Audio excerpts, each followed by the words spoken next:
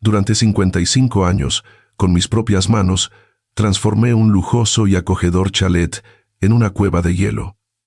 No, no me volví loco, y no soy un delincuente. Simplemente saldé una deuda. Sucedió la tarde en que regresé del trabajo, un día antes de lo previsto. Abrí la puerta sigilosamente con mi llave, saboreando la alegría del reencuentro. Pero la escena que se desplegó ante mí en el salón todavía la tengo grabada en la memoria. Mi yerno, un hombretón hecho y derecho, arrastraba a mi hija por el suelo, sujetándola por la blusa rota, y mi consuegro Vicente, el hombre al que le había reconstruido media casa gratis, contemplaba la escena como si fuera un espectáculo de circo gratuito, comiendo pipas y sonriendo con suficiencia. «Dale, edúcalas», decía. En ese segundo comprendí que, efectivamente, habría una sorpresa, pero no la que ellos esperaban. Me llevaría conmigo aquello, sin lo cual esta casa se convertiría en un lugar muerto. Esta es la historia de cómo desmantelé la desvergüenza ajena junto con las tuberías. Hola amigos, me llamo Andrés, tengo 55 años y toda mi vida adulta me he dedicado a arreglar lo que otros rompían. He devuelto el calor a hogares fríos y he puesto en orden la vida de la gente. Pero, como resultó, reparar mi propia vida no era posible con una simple llave inglesa. Soy un hombre corriente, como millones, con callos en las palmas de las manos que ningún jabón puede quitar, y con el sencillo sueño de una vejez tranquila junto a mi querida esposa. Pero a veces el destino te juega unas pasadas para las que no hay pieza que encaje. Ahora, mirando hacia atrás, entiendo que todas las señales del desastre estaban ahí, a la vista, pero estamos hechos de tal manera que preferimos cerrar los ojos a lo evidente con tal de mantener una paz precaria. Nunca pensé que el sonido de una voz familiar pudiera golpear más fuerte que una tubería de acero reventando bajo la presión del agua hirviendo. Saben, en mi oficio, la fontanería, lo peor no es cuando una tubería revienta, sino cuando la podredumbre se esconde en lo más profundo, bajo unos azulejos bonitos, y hasta el último momento esperas que el sistema aguante, aunque tu razón te diga que la catástrofe es inevitable. Por cierto, amigos, mientras ordeno mis pensamientos para contarles esta difícil historia, escríbanme en los comentarios desde dónde me escuchan. A mí, como persona que ha recorrido media Europa haciendo trabajos temporales, siempre me interesa saber dónde vive nuestra gente. El tren traqueteaba rítmicamente, descontando los últimos kilómetros de mis 6 meses de ausencia, y ese ritmo me calmaba más que cualquier somnífero.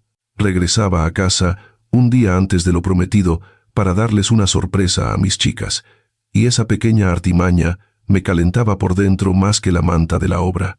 En el bolsillo interior de la chaqueta, cerca del corazón, llevaba la tarjeta bancaria donde se guardaba el fruto de mis noches en vela, de mi trabajo con el agua helada hasta las rodillas y de mi vida en barracones. Allí estaba el dinero para la nueva cimentación. 6 meses atrás, un terrible incendio provocado por un viejo cortocircuito había devorado nuestra casa familiar en cuestión de horas, dejándonos a mí, a Esperanza y a mi mujer, literalmente sobre las cenizas. Fue una prueba terrible, estar ahí de pie, viendo cómo el fuego consumía 30 años de tu vida, fotos, objetos, recuerdos, mientras tú eres impotente para cambiar nada.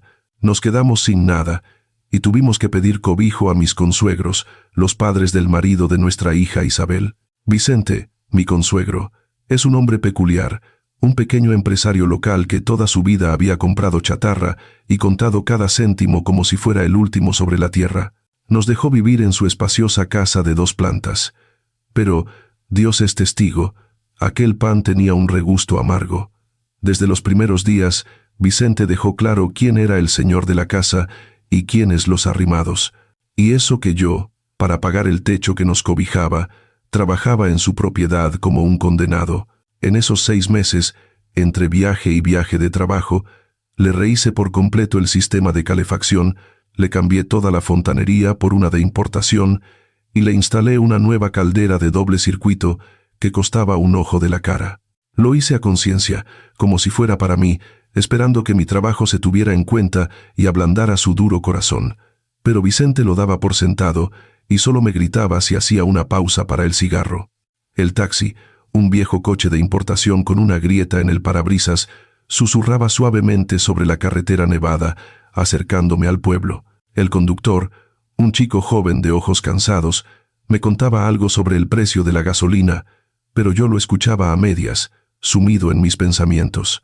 Ante mis ojos tenía el rostro de Esperanza, mi fiel y paciente Esperanza, que todos estos meses había aguantado sola el carácter de mi consuegro y sus eternas críticas. Ella es dulce, huye de los conflictos, dispuesta a dar lo último con tal de no discutir, y yo sabía lo duro que se le hacía vivir en casa ajena, de prestado. También pensaba en Isabel, nuestra hija, y el corazón se me encogía con un presentimiento ansioso que intentaba alejar. Su marido, Íñigo, mi yerno, trabajaba para su padre y dependía por completo de su dinero, lo que había convertido al chico en una criatura sin voluntad pero agresiva. A Íñigo le gustaba beber, y cuando bebía, se ponía violento. Y aunque Isabel nunca se quejó directamente, por sus ojos llorosos a menudo veía que no todo iba bien en su joven familia. El coche giró en la calle familiar y le pedí al conductor que parara un poco antes de llegar a la puerta para no hacer ruido y no estropear la sorpresa. Tras pagarle y darle una propina por la rapidez, salí a la gélida tarde de invierno, inhalando a pleno pulmón el aire que olía a humo de chimenea y a nieve fresca. Había un silencio penetrante, de esos que solo se dan en el campo en invierno, cuando el sonido de los pasos se oye a kilómetros. Me ajusté la pesada bolsa de herramientas al hombro, mi fiel sustento, un juego de llaves alemanas y una remachadora que nunca confiaba al equipaje, y me dirigí hacia la alta valla de chapa ondulada. La casa de mis consuegros brillaba con las luces del primer piso, y esa cálida luz amarilla prometía confort, una cena deliciosa y los anhelados abrazos por los que soportaba los vientos del norte. Me imaginaba cómo entraría, cómo Esperanza se llevaría las manos a la boca, cómo saldría Isabel corriendo, e incluso el siempre descontento Vicente quizá refunfuñaría algo amable por guardar las apariencias. La cancela no estaba cerrada, y entré al patio, notando de inmediato que los caminos no estaban limpios de nieve. Seguramente Íñigo había vuelto a ser perezoso o estaba ocupado con algo más importante. Al pasar junto a la ventana de la cocina, me detuve un segundo para ajustarme el gorro y sacudirme la nieve del cuello. Y en ese momento, la idílica imagen en mi cabeza sufrió la primera fisura. A través del doble acristalamiento no llegaban sonidos de una cena o de la televisión, sino un ruido desgarrador, inhumano, parecido al gemido de un perro apaleado. Se me heló todo por dentro, y la alegre expectación del encuentro se transformó instantáneamente en un miedo pegajoso y pesado que se me anudó en la garganta. Aceleré el paso, subí de un salto al porche, tratando de no hacer ruido, y agarré el frío pomo metálico de la puerta principal. La puerta cedió fácilmente y entré en un pasillo en penumbra, donde olía a alcohol rancio, a cebolla frita y a desgracia. Las voces se hicieron más claras, y ahora distinguía nítidamente el grito borracho y chillón de Íñigo y el llanto bajo y suplicante de mi mujer. «Harás lo que yo te diga», gritaba el yerno, y en su voz se oía ese repugnante deleite de poder que solo tienen los cobardes cuando se sienten impunes. «Mi padre lo ha dicho. Aquí no sois nadie, sois unos arrimados». Dejé caer la bolsa al suelo, sin importarme que el estruendo del metal pudiera asustar a alguien, y en 2 saltos cubrí la distancia hasta el salón. Lo que vi se grabó para siempre en mi retina, como una marca de la infamia grabada a fuego. En medio de la habitación, junto a la pared, hecha un ovillo, estaba mi hija Isabel. Su blusa estaba rota por el hombro, dejando al descubierto la piel enrojecida, y por su cara corrían el rímel y las lágrimas. Íñigo, mi yerno, ese mocoso al que yo había sacado de más de un apuro, se cernía sobre ella, con la mano levantada para golpear. Su rostro estaba desfigurado por la furia ebria, y a sus pies, agarrándole los pantalones, se arrastraba mi Esperanza, mi orgullosa y hermosa Esperanza, que leía humillada: «Íñigo, por favor, no, te lo ruego, lo recogeremos todo, lo haremos todo, pero no la toques». Pero lo más terrible no era ni siquiera eso. En el umbral de la puerta que daba a la cocina estaba el dueño de la casa, mi consuegro Vicente, y con una calma y un placer sádico comía pipas, escupiendo las cáscaras directamente sobre el caro suelo laminado. Contemplaba la agresión a su propia nuera como un circo gratuito, y en su rostro vagaba una sonrisa repugnante. A su lado, con las manos en la boca y la cabeza hundida entre los hombros, estaba su mujer, Gloria, muerta de miedo pero sin atreverse a decir ni una palabra en contra de la voluntad de su marido. «Dale, hijo, edúcala», le animaba Vicente, sin sacar las manos de los bolsillos de sus pantalones de chándal, «que sepan cuál es su sitio, estos muertos de hambre, a ver si se creen que son reinas». En ese momento, el tiempo se detuvo para mí. Dejé de sentir el cansancio del viaje, el peso de los años vividos y el dolor en las articulaciones. Todos los sonidos desaparecieron. Solo quedó el martilleo de mi propia sangre en las sienes y un velo rojo que nublaba mi vista. Frente a mí no había personas, ni parientes, ni familia. Eran bestias que habían olido sangre, y solo se las podía detener con una fuerza que superara su propia crueldad. Tomé una profunda bocanada de aire, sintiendo cómo una furia fría y calculadora se encendía en mi pecho, y di un paso adelante hacia esa pesadilla, comprendiendo que mi vida anterior había terminado en ese preciso instante.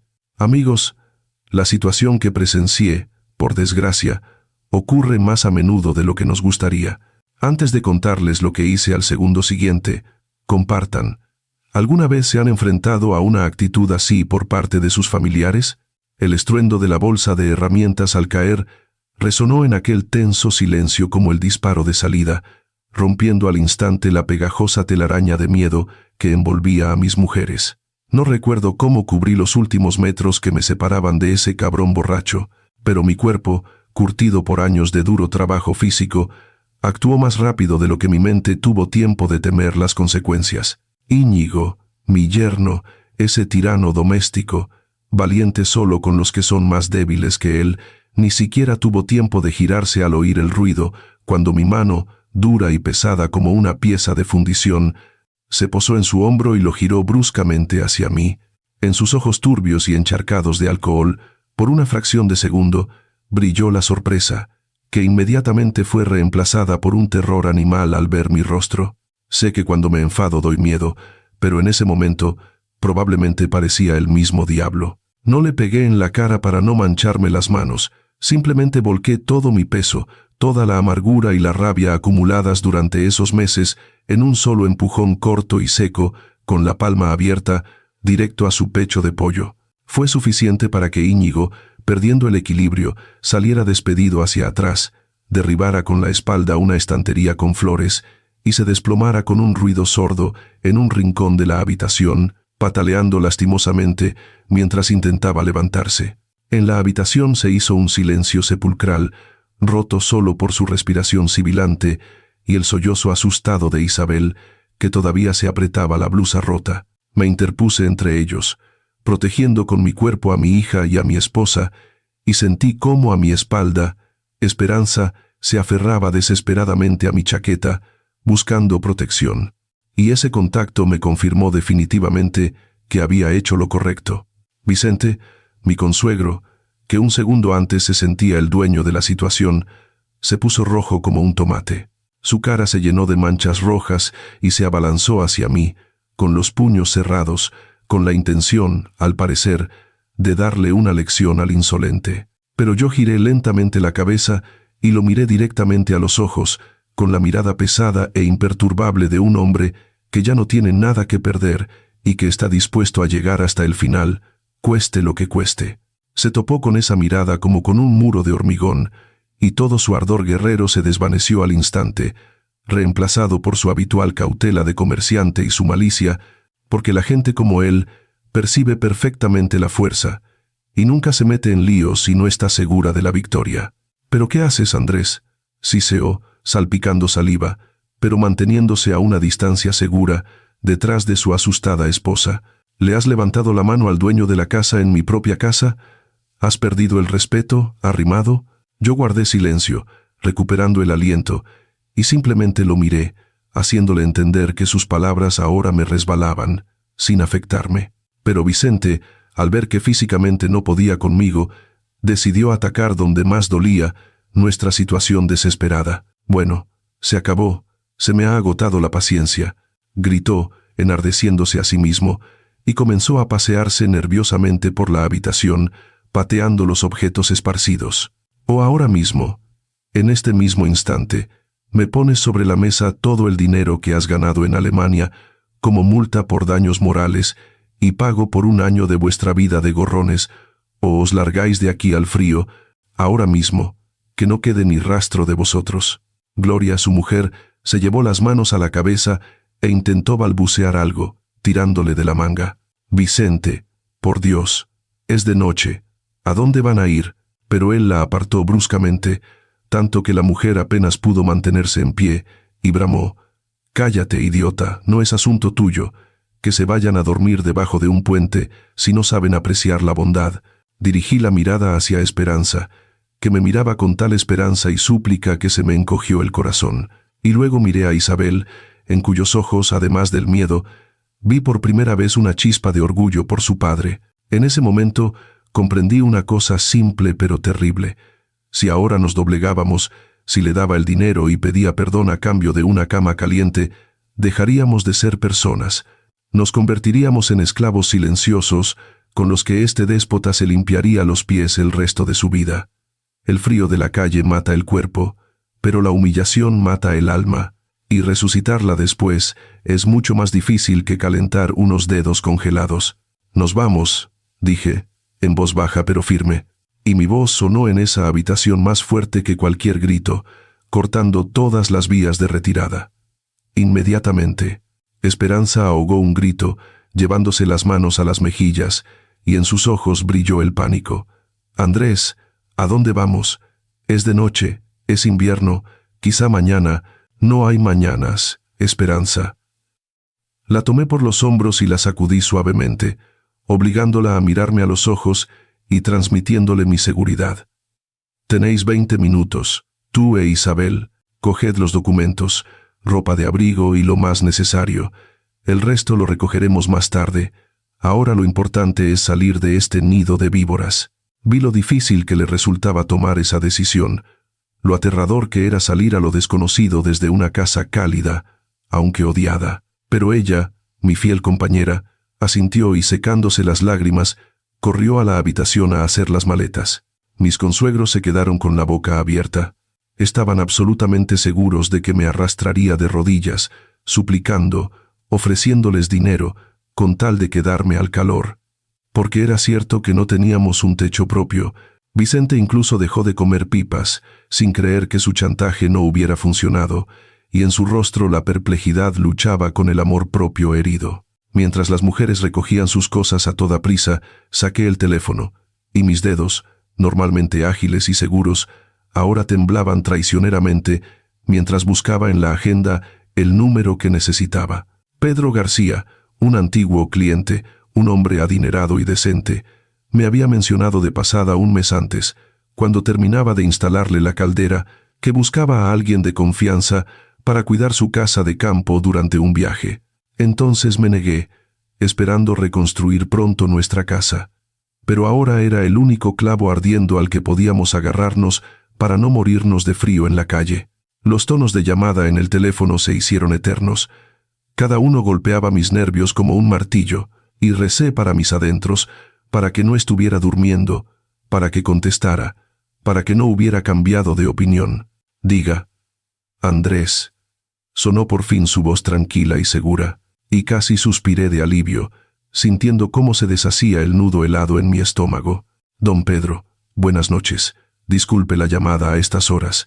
Soy Andrés, el fontanero», empecé, tratando de hablar con calma, aunque la voz se me quebraba traicioneramente. «Su oferta de cuidar la casa ¿sigue en pie? Tenemos una emergencia. Necesito un lugar para mi familia urgentemente».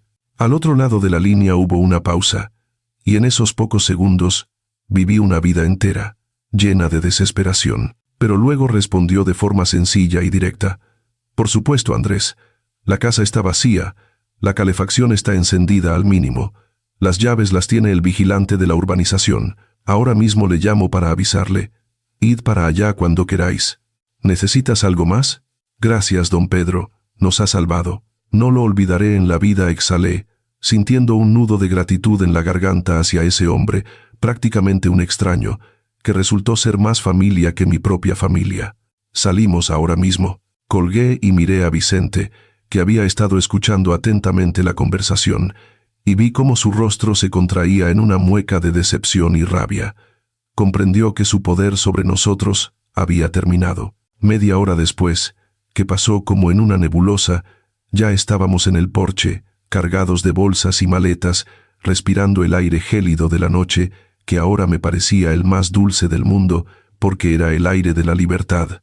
El taxi ya nos esperaba en la puerta con los faros encendidos, y nos apresuramos hacia el coche, ayudándonos mutuamente para no resbalar en los escalones helados que Íñigo no se había molestado en limpiar. Vicente salió corriendo tras nosotros al porche, en zapatillas, sin sentir el frío de la rabia, y nos gritó a nuestras espaldas, desgañitándose: «Largaos, largaos, ya os arrepentiréis, volveréis arrastrándoos, y no os dejaré ni pasar del umbral. Y vuestras cosas, las que habéis dejado en la casa, y tus herramientas caras, lo confisco todo como pago por los gastos. Considerad que estamos en paz». Me detuve un segundo en la puerta abierta del taxi al oír lo de las herramientas. Allí, en la bolsa, había quedado mi equipo profesional, que me había dado de comer durante años, y que valía un dineral, por no hablar de los materiales que había invertido en su casa. La sangre me hirvió. Quise volver y explicarle a ese cerdo avaricioso lo que es la propiedad ajena.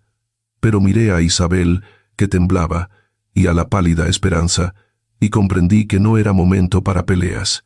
Lo principal era llevarlas a un lugar seguro, calentarlas, calmarlas, y con Vicente y su confiscación ya me las arreglaría más tarde, y esa conversación sería corta y contundente. «Vámonos, jefe», le dije al taxista, cerrando la puerta de golpe y aislándonos de esa casa maldita, de los gritos, de la humillación, dejando atrás un pedazo de vida que quería olvidar como una pesadilla. El coche arrancó, y yo, abrazando a mis mujeres por los hombros, sentí cómo poco a poco dejaban de temblar, cómo se calmaba su respiración, aunque las lágrimas aún brillaban en sus mejillas a la luz de las farolas que pasaban.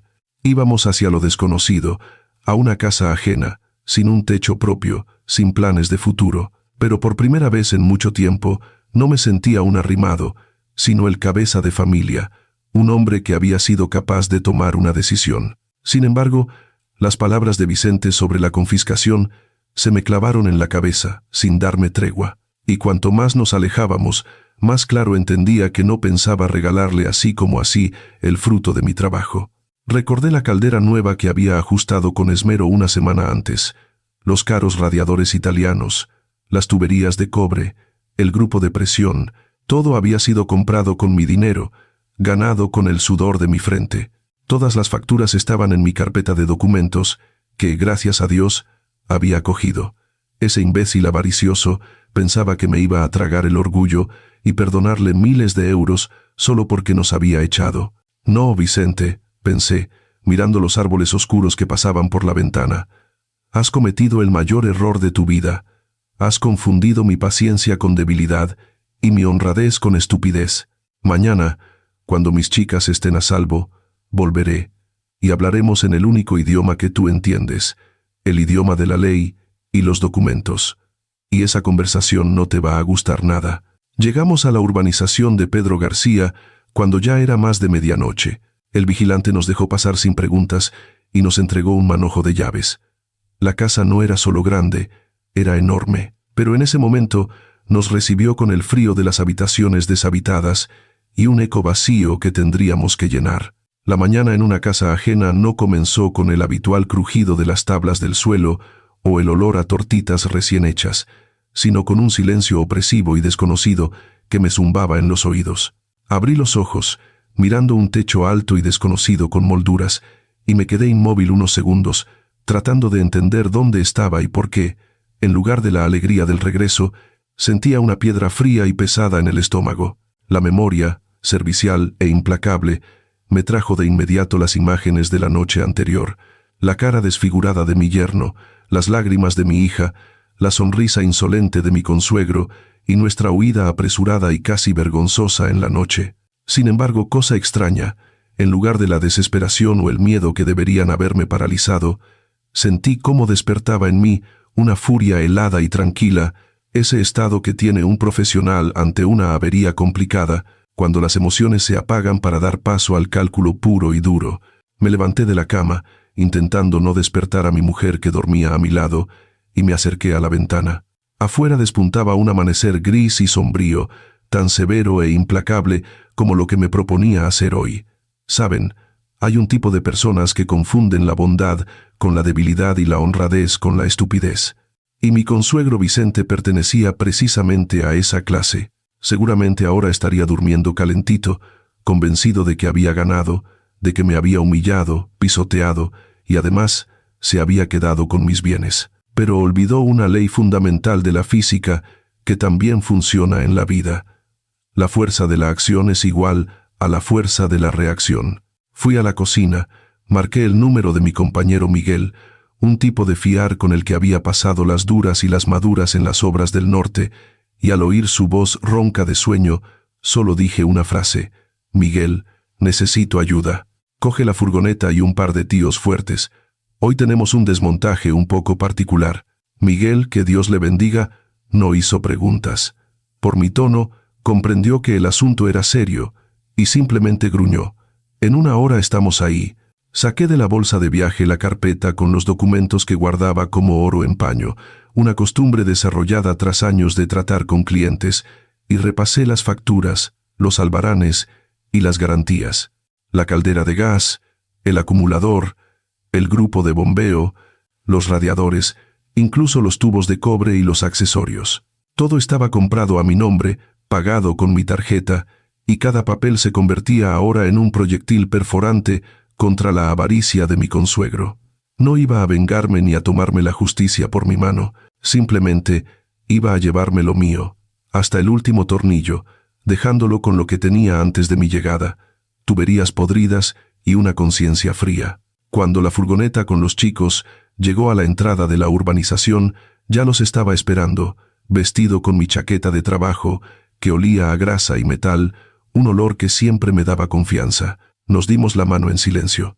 Miguel, al ver mi rostro de piedra, solo asintió comprensivamente al ver en mis ojos esa determinación con la que los hombres van a su última batalla. El trayecto hasta la casa de mis consuegros no duró más de 20 minutos, pero a mí me parecieron una eternidad, durante la cual ensayé mentalmente la conversación que se avecinaba, eliminando todo lo superfluo y quedándome solo con los hechos.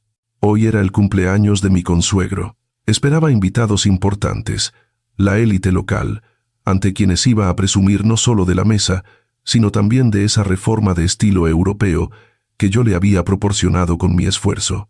De la chimenea salía un humo denso. Mi caldera funcionaba a la perfección, calentando esa casa de traición, y ese pensamiento me dolió más que un cuchillo. En el patio, limpiando la nieve, se afanaba Gloria, pero al ver cómo una furgoneta se acercaba a la puerta y de ella bajaban 3 hombres corpulentos, conmigo a la cabeza, se quedó paralizada, apretando el mango de la pala contra el pecho, y en sus ojos brilló el miedo.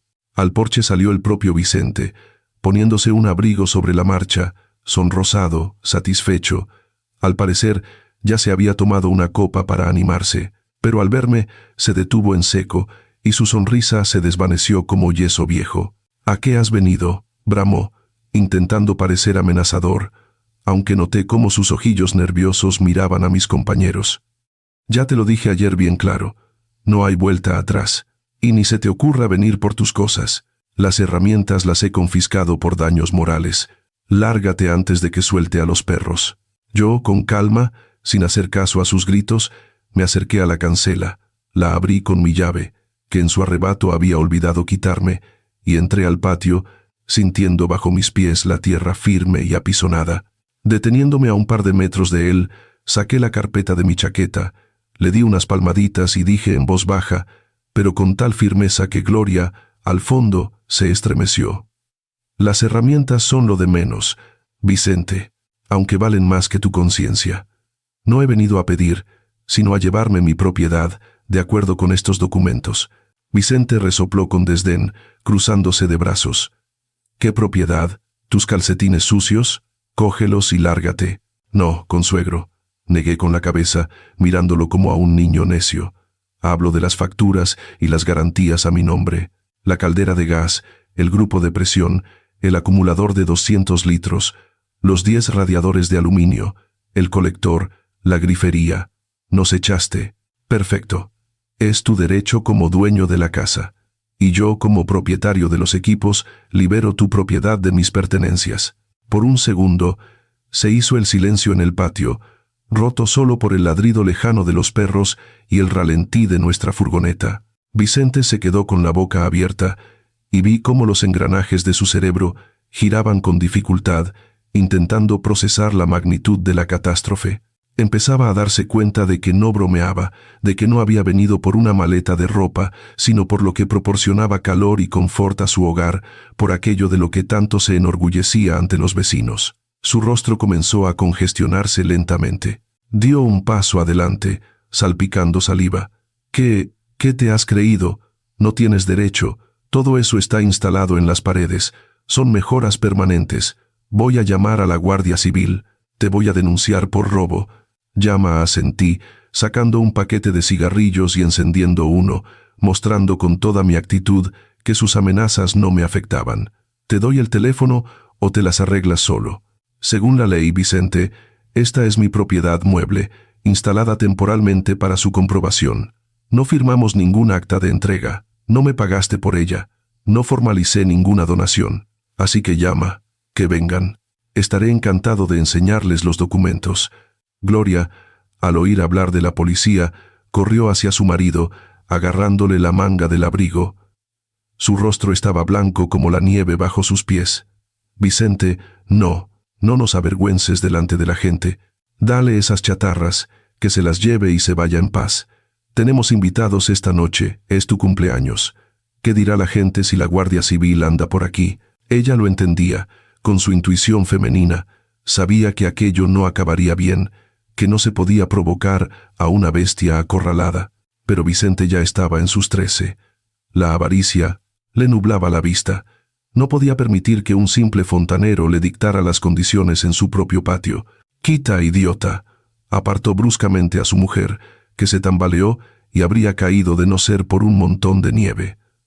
«Lo voy a meter en la cárcel, lo voy a hacer polvo. La caldera se queda aquí. Aquí mando yo».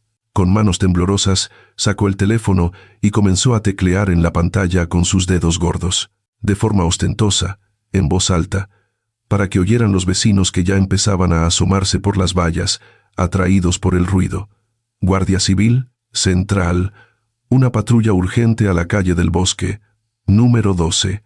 Hay un asalto, un robo a mano armada. Están robando a plena luz del día, destrozando la casa. Vengan rápido. Es una banda entera. Yo me quedé observando esa patética actuación, sintiendo cómo todo se me revolvía por dentro de asco, pero por fuera permanecía tranquilo como una roca. Miguel se me acercó e hizo un gesto interrogativo hacia mi consuegro. «Andrés, ¿seguro que quieres líos con los picoletos? ¿Seguro que este tiene algún enchufe?» «Tranquilo», Miguel respondí, sin apartar la vista de Vicente, que ahora corría por el patio, mirándonos con aire triunfal. La verdad está de nuestro lado, y sus enchufes son tan podridos como las tuberías que había aquí antes. Esperemos. En ese momento, al ver el humo que salía de la chimenea, recordé de repente cómo había montado ese tubo un mes atrás, con un frío que pelaba, haciendo equilibrios en el tejado helado. Recordé cómo Vicente estaba abajo, fumando y gritándome: «Date prisa que te entretienes. Hace frío». Entonces pensé que lo hacía por la familia, por mis nietos, y resultó que estaba construyendo un monumento a mi propia ingenuidad.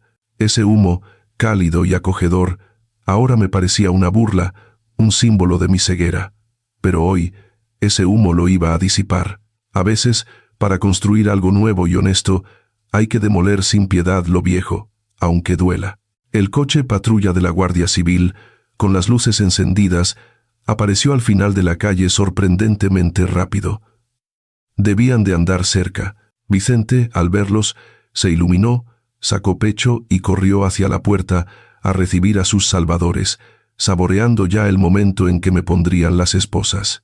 No sabía, el pobre, que él mismo se estaba poniendo la soga al cuello al llamar a los agentes de la ley. porque yo tenía un as guardado en la manga que, en su avaricia, había olvidado por completo. La puerta del coche patrulla se cerró con ese sonido seco y oficial que no suele presagiar nada bueno para la gente corriente. Y al patio entraron 2 guardias civiles. Uno era muy joven, sonrosado, con galones de cabo, claramente un novato. El otro, corpulento, con una mirada cansada y profundas arrugas en la boca, ostentaba el rango de sargento, y parecía un hombre que lo había visto todo en esta vida, y al que ya nada podía sorprender. La nieve crujía bajo sus pesadas botas, y ese sonido en el silencio helado resultaba extrañamente fuerte, como si la propia naturaleza contuviera la respiración esperando el desenlace. Vicente, al verlos, se transformó al instante. De ser un patán insolente, pasó a ser una víctima desdichada. Abrió los brazos y, casi llorando, se lanzó hacia los agentes de la ley como si fueran sus hermanos. «Señores agentes, por fin», clamó, señalándome con el dedo como si indicara a un delincuente especialmente peligroso. «Deténganlos. Miren lo que está pasando.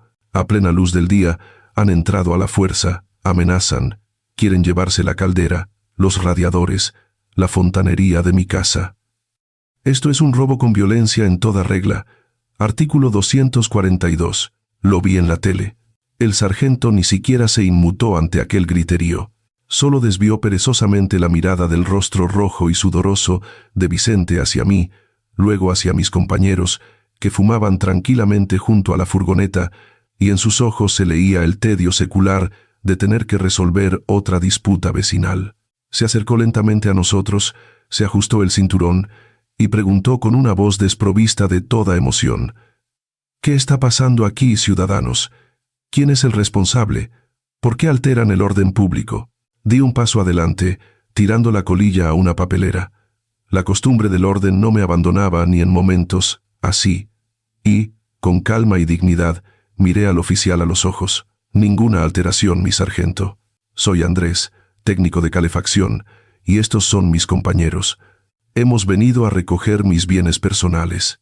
«¿Qué bienes ni qué bienes?», chilló Vicente, dando saltitos de impaciencia.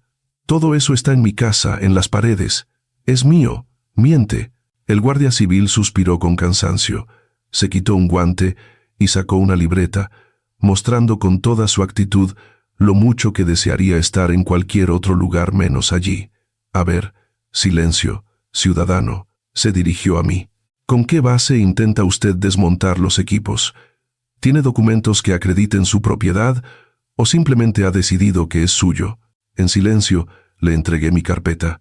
El sargento la abrió y comenzó a examinar su contenido con atención, pasando las hojas con los dedos entumecidos por el frío.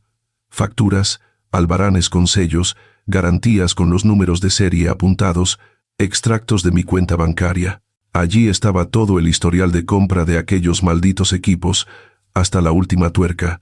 Pasaron varios minutos que a Vicente le parecieron una eternidad. Se movía de un pie a otro, intentando mirar la carpeta por encima del hombro del oficial y lamiéndose los labios con nerviosismo. Finalmente, el guardia civil cerró la carpeta y me la devolvió. «Los documentos están en regla. Todo fue comprado a nombre de este ciudadano», dijo, señalándome con un gesto. «Pero, escuche», se giró hacia Vicente, que ya abría la boca para protestar. «Si este equipo ya está instalado y forma parte del sistema de calefacción de la casa, la cuestión de su propiedad se vuelve discutible». Vicente esbozó una sonrisa tan amplia que apenas le cabía en la cara. «Eso mismo digo yo, señor sargento. Si está atornillado, es mío». «Una mejora inseparable». «No exactamente», matizó el sargento. «Esto es una disputa civil. La Guardia Civil no se ocupa de estos asuntos. Usted, ciudadano», volvió a mirarme, «no puede simplemente entrar y desmontarlo todo si el dueño se opone. Tiene que ir a juicio, contratar un abogado, hacer un peritaje. Y por ahora, me veo obligado a pedirles que abandonen la propiedad para no provocar un conflicto». Vicente estaba exultante. Se enderezó, sintiendo el respaldo de la ley, y su mirada se llenó de una superioridad tan venenosa que me dieron ganas de escupir. «¿Has oído?», me siseó en la cara. «Vete al juzgado.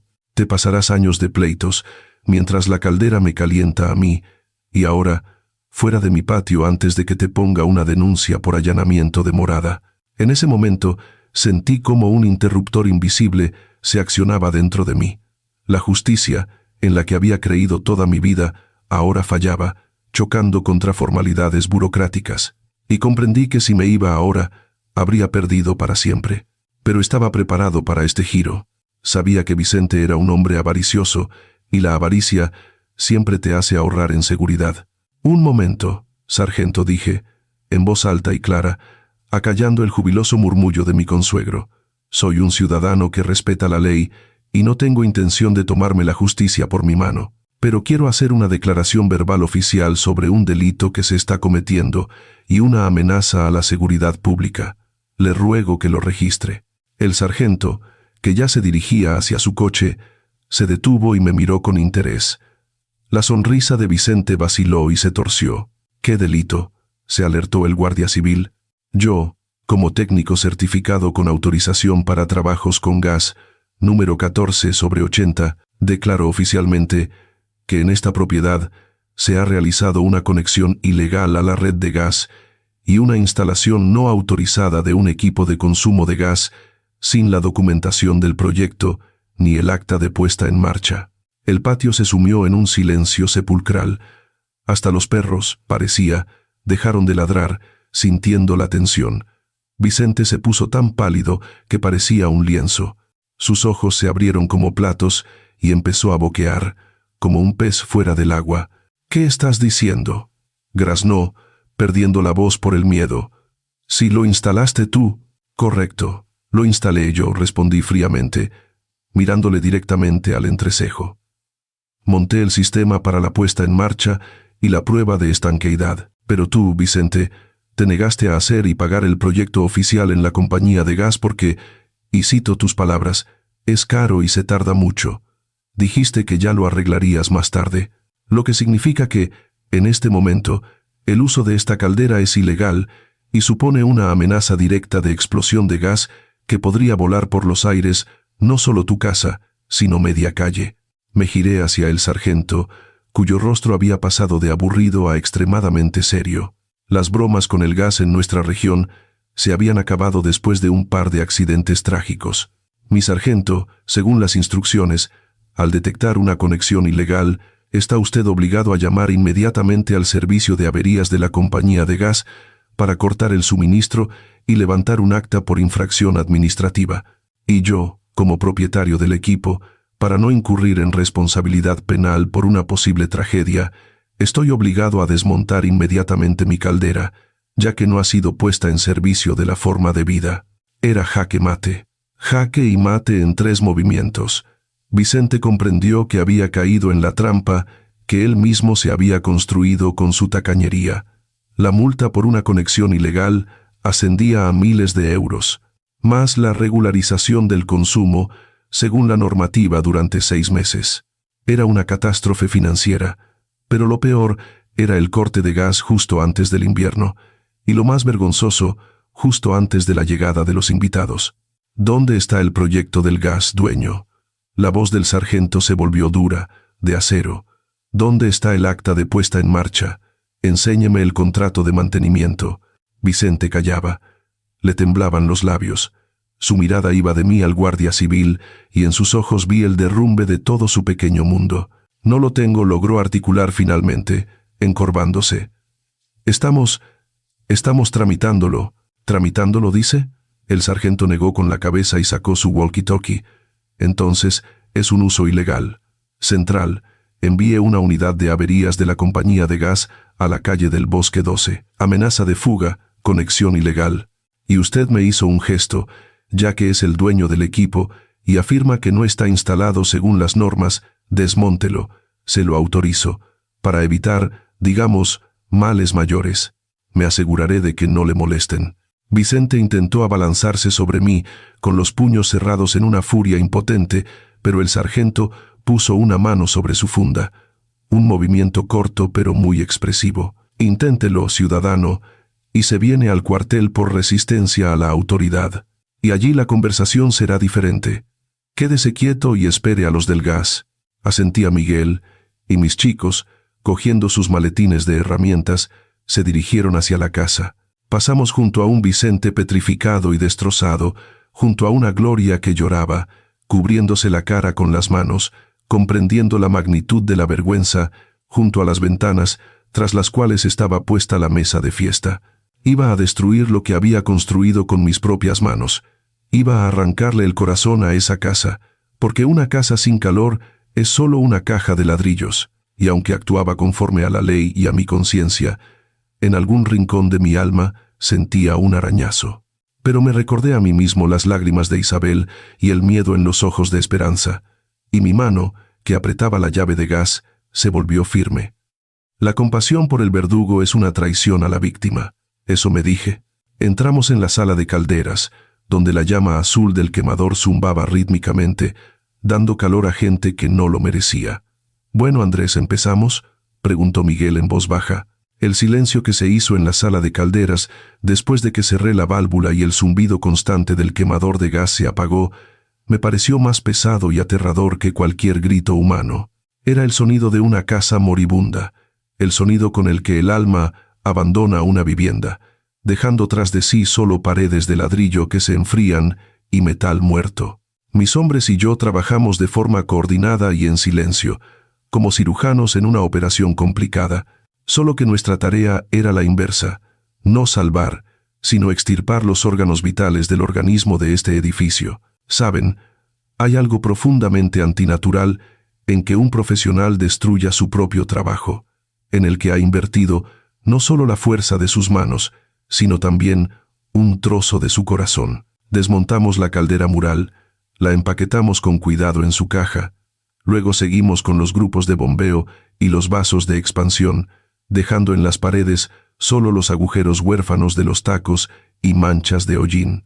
Detrás de la puerta de la sala de calderas se oían voces ahogadas, pasos y cierto ajetreo. Al parecer, los habitantes de la casa intentaban, en pánico, asimilar lo que estaba ocurriendo, pero nadie se atrevía a entrar mientras estuviéramos allí.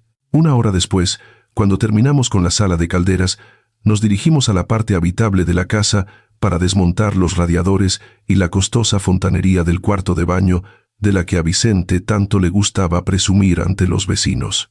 Y fue allí, en el pasillo del segundo piso, donde nos encontramos con un obstáculo en la persona de mi yerno Íñigo, quien, al parecer, decidió que había llegado el momento de mostrar carácter, mientras la Guardia Civil abajo redactaba informes con su padre.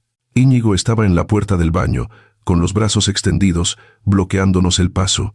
Su cara estaba roja de agitación, y el aliento a alcohol de la noche anterior era tan fuerte que se podrían haber encendido cerillas. «No pasaréis», chilló, intentando dar firmeza a su voz, pero yo solo oía notas histéricas de miedo. «Esta es mi casa. Yo vivo aquí. No tenéis derecho a invadir mi espacio personal. Voy a gritar». Me detuve, dejé la pesada caja de herramientas en el suelo y lo miré con una calma despectiva, notando cómo le temblaban las rodillas bajo los pantalones de chándal. Este hombre, que la noche anterior golpeaba valientemente a una mujer indefensa, ahora intentaba hacerse el héroe ante tres hombres fornidos, y resultaba patético y ridículo. Ya iba a apartarlo con el hombro cuando de repente se adelantó mi compañero Miguel, un hombretano, tranquilo como un tanque y fiable como un radiador de hierro fundido. Miguel se acercó en silencio a Íñigo, tan cerca que éste tuvo que levantar la cabeza para mirarle a los ojos, y le puso su mano pesada y ancha en el hombro. No con fuerza, pero con peso, como se pone la mano en el cuello de un perro inquieto. «¿No tuviste bastante ayer, chaval?», preguntó Miguel en voz baja, casi cariñosa, pero ese tono me habría puesto los pelos de punta si no conociera a Miguel desde hace 20 años. «¿Quieres que bajemos ahora y le recordemos al señor sargento cómo le golpeabas ayer la cabeza a tu mujer contra la pared? La denuncia aún no está puesta», Isabel tuvo compasión, «pero eso se puede arreglar en un minuto. Créeme, en el calabozo pasarás mucho más frío que en esta casa sin calefacción». Íñigo se desinfló al instante, como un balón pinchado. Se le fue todo el espíritu de lucha de golpe, dejando solo un miedo animal y pegajoso ante la responsabilidad real. Miró asustado hacia la escalera, donde se adivinaban las figuras de los guardias. Luego dirigió la mirada al rostro de piedra de Miguel y comprendiendo que nadie estaba para bromas, bajó los ojos. Yo no he hecho nada, balbuceó, quitando las manos del marco de la puerta y pegándose a la pared para dejarnos pasar. Solo preguntaba. Pasamos a su lado como si fuera invisible, sin dignarnos a mirarlo, y entramos en el cuarto de baño, resplandeciente de cromo y azulejos blancos. Desmontar la grifería y la columna de ducha no nos llevó más de 20 minutos. Mis manos recordaban cada movimiento, pues lo había instalado todo con esmero, eligiendo las mejores juntas y las fijaciones más fiables. Cuando sacamos los equipos, pasando junto a Íñigo, él seguía de pie contra la pared, mirando al suelo, quebrado, humillado por su propia cobardía, comprendiendo que no solo había perdido el confort, sino también los últimos restos de respeto a los ojos de los demás. A mediodía, la casa se había convertido en una cueva de hielo, con trozos de tubería asomando de las paredes, de los que goteaba agua oxidada, dejando charcos oscuros en el suelo. Mis consuegros corrían a nuestro alrededor, pero no podían hacer nada. La Guardia Civil mantenía el orden, y la compañía de gas, que había llegado por la llamada del sargento, ya estaba precintando diligentemente la acometida en la calle, cortándole a Vicente las últimas vías de escape. Cuando nuestra furgoneta estuvo completamente cargada y hundida por el peso del metal, salí al porche, limpiándome las manos con un trapo grasiento, e inhalé el aire helado, que ahora me parecía puro y fresco. Vicente estaba sentado en los escalones, encorvado, abatido, con una chaqueta echada sobre los hombros y la mirada perdida en un punto, al parecer calculando mentalmente las pérdidas que crecían a cada minuto. A su lado estaba Gloria, llorando en silencio en un pañuelo. Sentí lástima por esa mujer, convertida en rehén de la tiranía de su marido, pero comprendí que la compasión ahora no le ayudaría a encontrar su voz. Me acerqué a mi consuegro, y él levantó hacia mí una mirada llena de odio e impotencia. La mirada de un hombre al que le han quitado el suelo bajo los pies, arrebatándole lo más preciado, su bienestar material. ¿Y bien, consuegro?, dije con calma, mirando el ajetreo de los operarios del gas junto a la valla. La policía te ha salvado. La ley, con la que tanto querías asustarme, ha funcionado, solo que no en la dirección que tú esperabas. Ahora te espera una multa enorme por la conexión ilegal, y prepárate para que la reconexión del gas tarde meses de papeleo. Vicente graznó algo en respuesta, pero no se entendían las palabras. Lo ahogaba la rabia mezclada con la desesperación, porque comprendía que él mismo, con sus propias manos, se había metido en ese pozo. Y a los invitados que llegarán en un par de horas continué, rematándolo con el último argumento. Diles que es una sorpresa del anfitrión, una fiesta a la luz de las velas y con abrigos, pero te has ahorrado lo del proyecto. Vicente, felicidades por tu cumpleaños. Me di la vuelta y me dirigí al coche, sin mirar atrás. Sentía su mirada fulminante en mi espalda, pero esa mirada ya no tenía ningún poder sobre mí. Me senté en la cabina junto a Miguel, cerré la puerta, aislándome de esa casa maldita, y dije brevemente, «Vámonos». El motor rugió y arrancamos, dejando atrás las ruinas de ambiciones ajenas y restaurando, aunque fuera a un precio tan alto, nuestro honor mancillado. Esa tarde, como luego me contaron conocidos comunes, empezaron a llegar coches de lujo a la casa de mis consuegros, gente respetada del pueblo, del ayuntamiento, empresarios locales, invitados al suntuoso cumpleaños. Pero la fiesta se arruinó sin remedio. En la casa hacía un frío que pelaba, salía vaho de la boca, no había agua caliente para lavarse las manos y el baño no funcionaba, ya que habíamos desmontado el grupo de presión. Los invitados, después de media hora sentados con los abrigos puestos ante una mesa bien surtida, empezaron a intercambiar miradas, a susurrar sobre la vergüenza del anfitrión que había llevado la casa a tal estado, y pronto empezaron a marcharse, alegando asuntos urgentes. Para Vicente, que toda su vida había vivido para aparentar, fue un golpe más duro que cualquier pérdida financiera. Fue la pérdida de la reputación, una humillación pública que en un pueblo se recuerda durante décadas. Nosotros, mientras tanto, esa tarde estábamos sentados en la cálida y espaciosa cocina de la casa de Pedro García, bebiendo té con mermelada de frambuesa, y por primera vez en mucho tiempo, Vi cómo se relajaban los hombros de mi mujer. Isabel estaba sentada, callada, pensativa, mirando su taza, pero en sus ojos ya no había esa expresión de acoso que tanto me había atormentado los últimos años. Papá dijo de repente, levantando hacia mí una mirada clara y firme, en la que reconocí mis propios rasgos.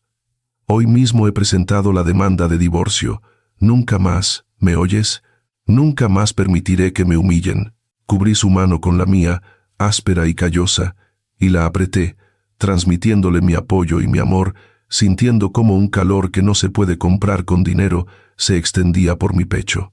Lo sé, hija, respondí, y la voz me tembló de orgullo por ella. Habíamos perdido nuestra antigua vida, la casa quemada, la rutina familiar, pero habíamos conservado lo principal. Nos habíamos conservado a nosotros mismos y nuestra dignidad. ¿Y las paredes?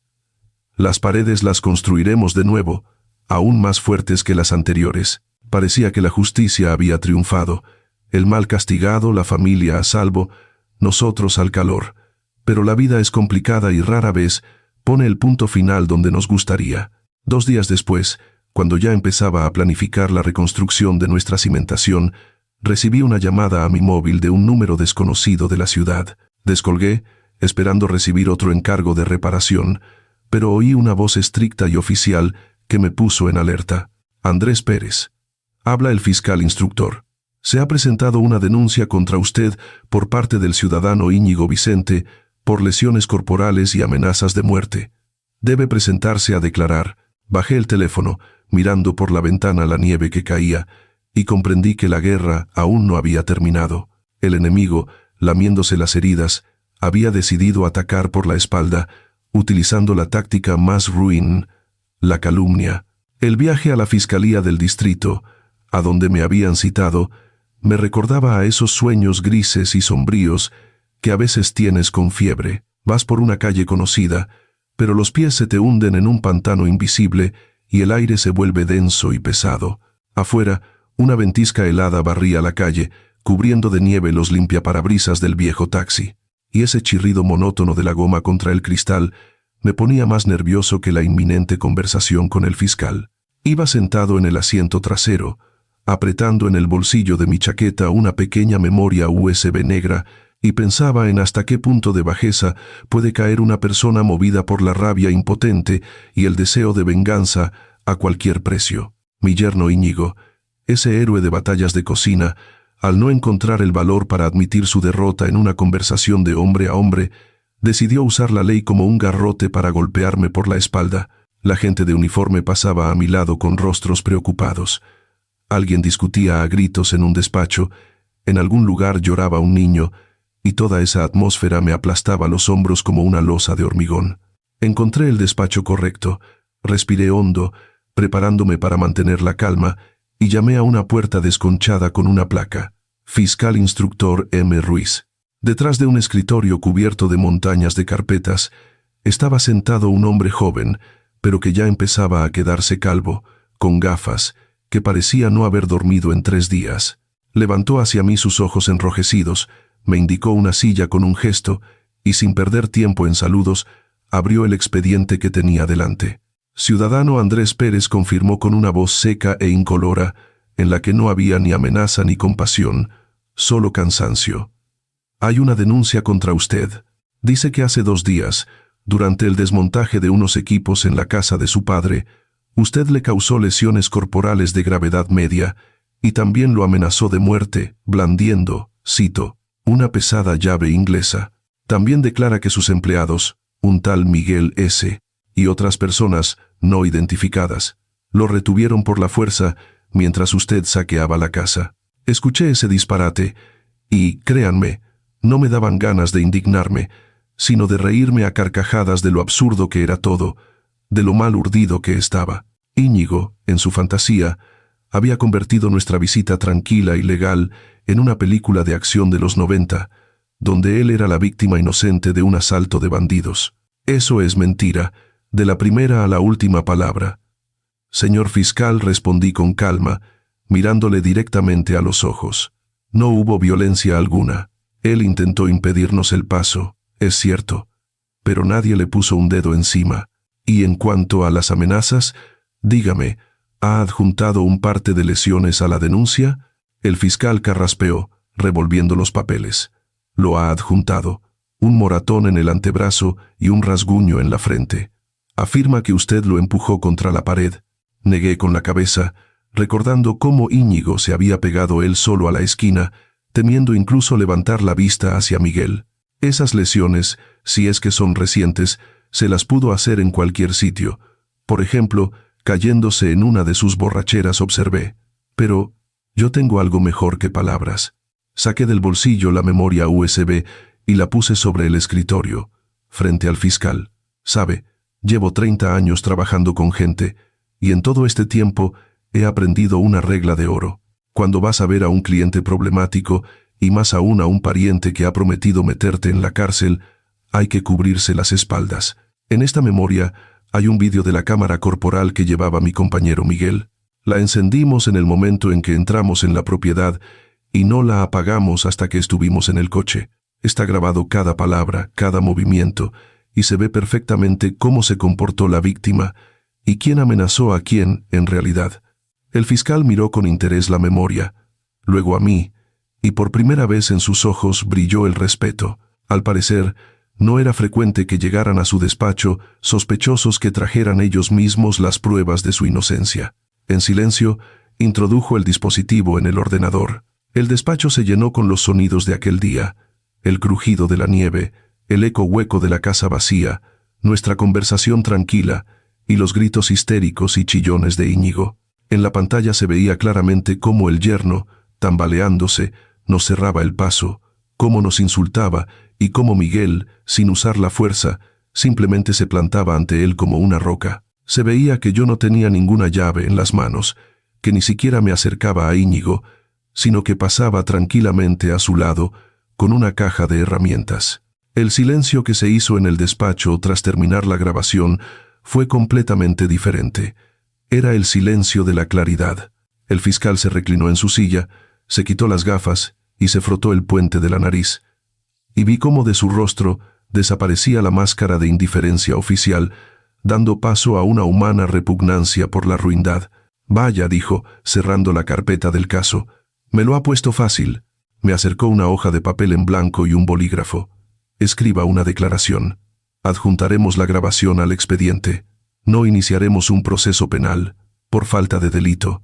Pero, en cuanto al ciudadano V, quizá abramos una investigación por el artículo 456. Denuncia falsa.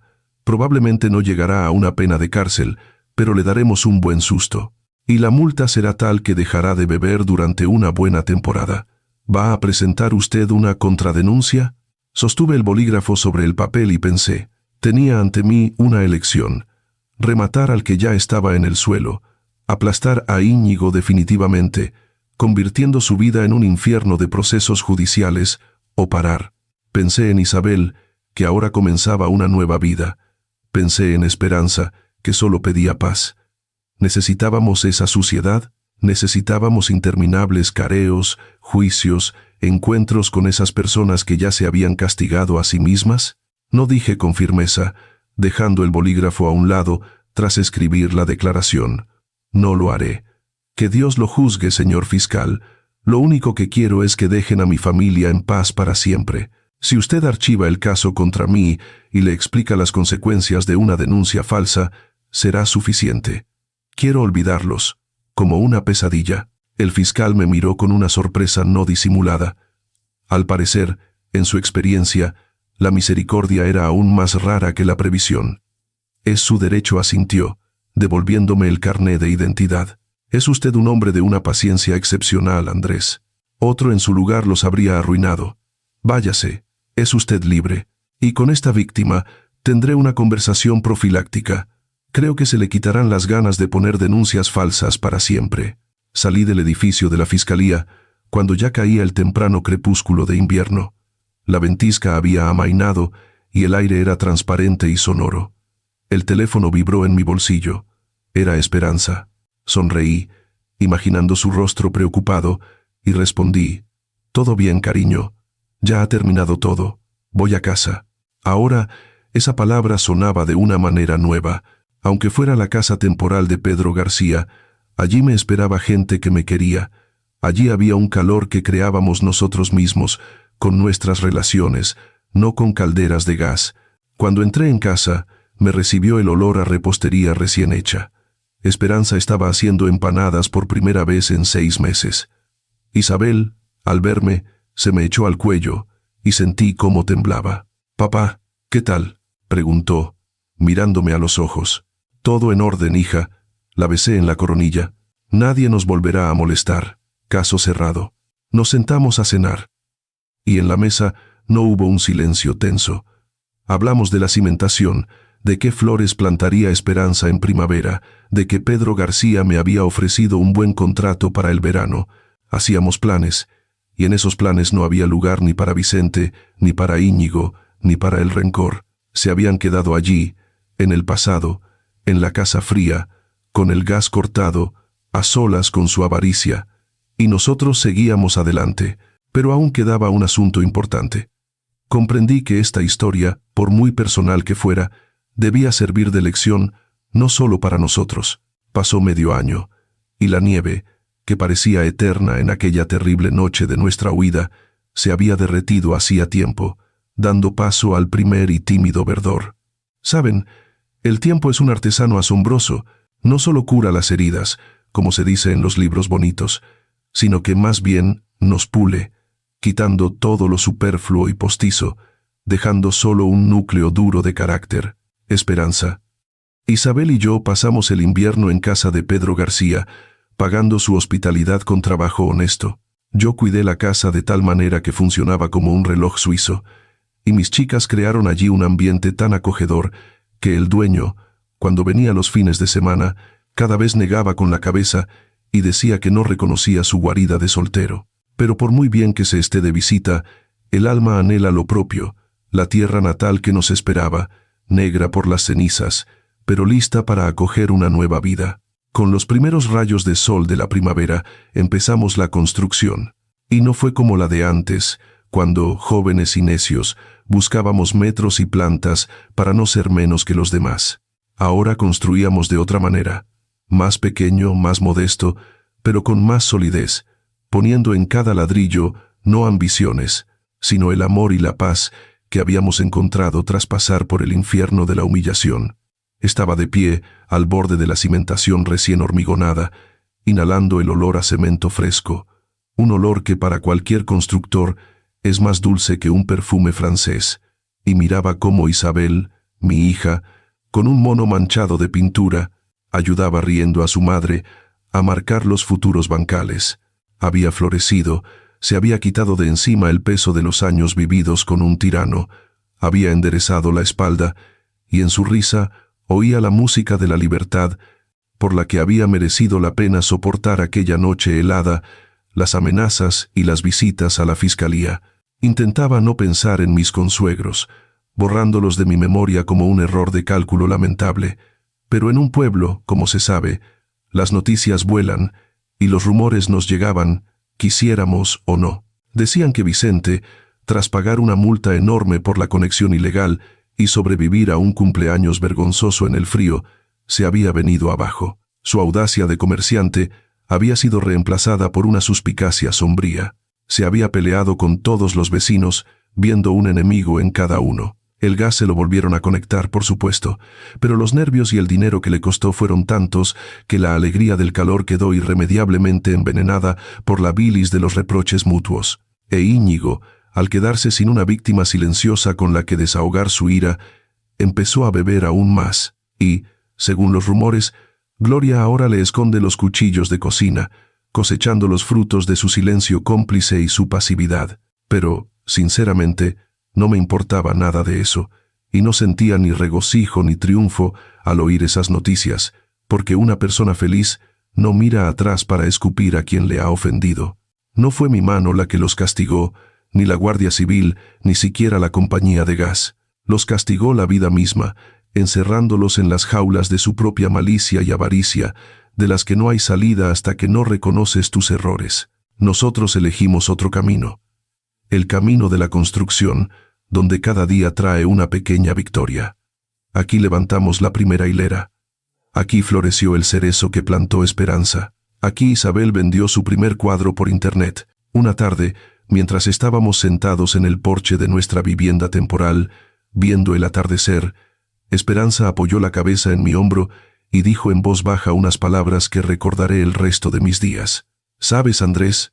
Antes pensaba que lo peor era perder la casa, las paredes, las cosas, y ahora entiendo que lo peor es perderse a uno mismo viviendo en una jaula de oro. Gracias por no acobardarte aquel día, por sacarnos de allí. Solo ahora hemos empezado a vivir de verdad». La abracé, sintiendo el latido de su corazón, y pensé en cuántas veces nosotros, los hombres, aguantamos, soportamos ofensas, tragamos humillaciones por una mítica paz precaria, por miedo a romper la rutina.